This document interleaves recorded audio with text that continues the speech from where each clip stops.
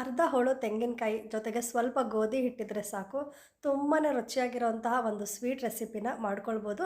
ಈ ಸ್ವೀಟ್ ಮಾಡ್ಕೊಳ್ಳೋದಕ್ಕೆ 4 ಬಟ್ಲು ತೊಗೊಂಡು ಎಣ್ಣೆನ ಹಚ್ಕೊಂಡಿದ್ದೀನಿ. 4 ಬಟ್ಲಿಗೆ ಎಣ್ಣೆ ಹಚ್ಕೊಂಡು ಸ್ವಲ್ಪ ಗೋಧಿ ಹಿಟ್ಟನ್ನು ಸ್ಪ್ರೆಡ್ ಮಾಡಿ ಈ 4 ಬಟ್ಲನ್ನ ರೆಡಿ ಮಾಡಿ ಇಟ್ಕೊಂಡಿದ್ದೀನಿ. ಅದು ಅರ್ಧ ಬಟ್ಲು ಸಕ್ಕರೆಗೆ 2 ಏಲಕ್ಕಿ ಹಾಕಿ ಮಿಕ್ಸಿನಲ್ಲಿ ಪೌಡ್ರ್ ಮಾಡಿ ಇಟ್ಕೊಳ್ತಿದ್ದೀನಿ.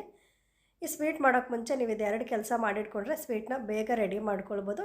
1 ಬಟ್ಲಿಗೆ ಒಂದು ಅರ್ಧ ಬಟ್ಲಷ್ಟು ಗೋಧಿ ಹಿಟ್ಟು, ಒಂದು ಅರ್ಧ ಬಟ್ಲಷ್ಟು ಚಿರೋಟಿ ರವೆ ತೊಗೊಂಡಿದ್ದೀನಿ. ಚಿರೋಟಿ ರವೆ ಇಲ್ಲಾಂದರೆ ನೀವು 1 ಬಟ್ಲಷ್ಟು ಗೋಧಿ ಹಿಟ್ಟನ್ನೇ ತೊಗೊಳ್ಬೋದು. 1/4 ಬಟ್ಲಷ್ಟು ತೆಂಗಿನಕಾಯಿ ತುರಿ ತೊಗೊಂಡಿದ್ದೀನಿ. ತೆಂಗಿನಕಾಯಿ ತುರಿಲಿ ಬಿಳಿ ಭಾಗ ಮಾತ್ರ ತೊಗೊಂಡಿದ್ದೀನಿ.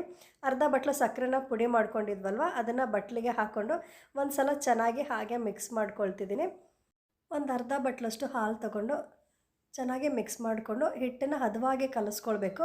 ಯಾವ ಹದಕ್ಕೆ ಹಿಟ್ಟು ರೆಡಿ ಆಗಬೇಕಂದ್ರೆ ಇಡ್ಲಿ ಹಿಟ್ಟಿನ ಹದಕ್ಕೆ ರೆಡಿ ಆಗಬೇಕು. ತುಂಬ ತೆಳುವೂ ಇರಬಾರ್ದು, ತುಂಬ ಗಟ್ಟಿಯಾಗೂ ಇರಬಾರ್ದು. ಅರ್ಧ ಗ್ಲಾಸ್ ಹಾಲು ಹಾಕಿದ್ಮೇಲೆ ಹಿಟ್ಟು ಸ್ವಲ್ಪ ಗಟ್ಟಿಯಾಗಿದೆ ಅಂದರೆ ಸ್ವಲ್ಪ ನೀರನ್ನು ಹಾಕ್ಕೊಂಡು ಮಿಕ್ಸ್ ಮಾಡ್ಕೊಳ್ಳಿ. ಸೇಮ್ ಇಡ್ಲಿ ಹಿಟ್ಟಿನ ಅದಕ್ಕೆ ಕಲಸಿ ರೆಡಿ ಮಾಡಿ ಇಟ್ಕೊಳ್ಬೇಕು. ಹಿಟ್ಟನ್ನು ಚೆನ್ನಾಗಿ ಕಲಿಸ್ಕೊಂಡ ತಕ್ಷಣವೇ ನೀವು ಇದಕ್ಕೆ 1-2 ಸ್ಪೂನಷ್ಟು ತುಪ್ಪ ಹಾಕ್ಕೊಂಡಿದ್ದೀನಿ. ತುಪ್ಪನ ಹಾಗೆ ಕರಗಿಸ್ಕೊಂಡಿದ್ದೀನಿ, ತುಂಬ ಬಿಸಿ ಮಾಡ್ಕೊಂಡಿಲ್ಲ. ತುಪ್ಪ ಇಲ್ಲ ಅಂದರೆ ನೀವು 2 ಸ್ಪೂನು ಎಣ್ಣೆ ಬೇಕಿದ್ರೆ ತೊಗೋಬೋದು. ಇದಕ್ಕೆ 1/4 ಟೀ ಚಮಚದಷ್ಟು ಅಡುಗೆ ಸೋಡಾ ಹಾಕ್ತಿದ್ದೀನಿ. ಇದು ಬೇಕಿಂಗ್ ಸೋಡಾ ಅಲ್ಲ, ಮಾಮೂಲಿ ದೋಸೆ ಇಡ್ಲಿಗೆ ಹಾಕ್ತೀವಲ್ಲ ಅಡುಗೆ ಸೋಡಾ 1/4 ಟೀ ಸ್ಪೂನ್ ತೊಗೊಳ್ಳಿ.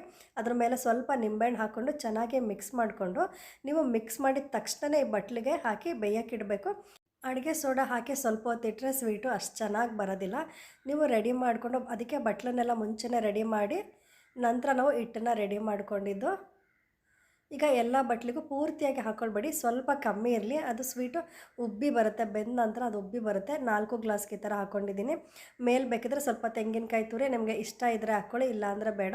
ಸ್ವಲ್ಪ ನಿಮ್ಮ ಮನೇಲಿ ಯಾವ ಡ್ರೈ ಫ್ರೂಟ್ಸ್ ಇರುತ್ತೆ ಆ ಡ್ರೈ ಫ್ರೂಟ್ಸ್ನ ಮೇಲೆ ಹಾಕ್ಕೊಳ್ಳಿ.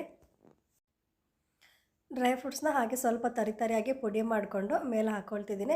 ಈಗ ಸ್ವೀಟ್ ಬ್ಯಾಟರ್ ರೆಡಿಯಾಗಿದೆ. ಒಂದು ಅಗಲವಾದ ಪಾತ್ರೆಯಲ್ಲಿ ಸ್ವಲ್ಪ ನೀರು ಹಾಕಿ ಒಂದು ಸ್ಟ್ಯಾಂಡ್ ಇಟ್ಕೊಂಡು ಅದ್ರ ಮೇಲೆ ಒಂದು ತಟ್ಟೆ ಇಟ್ಕೊಂಡಿದ್ದೀನಿ.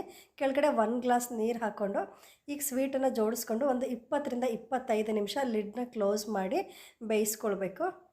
25 ನಿಮಿಷಕ್ಕೆ ಕರೆಕ್ಟಾಗಿ ಹದವಾಗಿ ಬೆಂದಿರುತ್ತೆ. ಈ ಥರ ಒಂದು ಸ್ಟಿಕ್ ಅಥವಾ ಚಾಕು ತೊಗೊಂಡು ಈ ಥರ ಅದನ್ನು ಚುಚ್ಚಿದ್ರೆ ಕಡ್ಡಿಗೆ ಅಂಟ್ಕೊಂಡಿರಬಾರ್ದು, ಸ್ಟಿಕ್ಕಿಗೆ ಅಂಟ್ಕೊಂಡಿರಬಾರ್ದು. ಅಕಸ್ಮಾತ್ ಅಂಟ್ಕೊಂಡ್ರೆ ಇನ್ನೊಂದು 5 ನಿಮಿಷ ಬೇಯಿಸ್ಕೊಂಡ್ರೆ ತುಂಬಾ ಚೆನ್ನಾಗಿ ಸ್ವೀಟ್ ರೆಡಿ ಆಗುತ್ತೆ. ಈಗ ಸ್ಟವ್ನ ಆಫ್ ಮಾಡಿಕೊಂಡು ಸ್ವೀಟ್ನ ಹೊರಗಡೆ ತೆಗೊಂಡು ಒಂದು 5 ನಿಮಿಷ ತಣ್ಣಗೆ ಆಗಕ್ಕೆ ಬಿಟ್ಟು ಚಾಕುನಲ್ಲಿ ಸೈಡನ್ನು ಬಿಡಿಸ್ಕೊಳ್ತಾ ಬಂದರೆ ಸುಲಭವಾಗಿ ಈ ಸ್ವೀಟು ಬಿಟ್ಕೊಳ್ಳುತ್ತೆ. ಬಟ್ಲನ್ನ ನೋಡಿ, ಒಂಚೂರು ಅಂಟಿಲ್ಲ, ಕಿತ್ತೋಗಿಲ್ಲ, ಎಲ್ಲೂ ಕಟ್ಟಾಗಿಲ್ಲ, ಅಷ್ಟು ಚೆನ್ನಾಗಿ ಸ್ವೀಟ್ ರೆಡಿಯಾಗಿದೆ.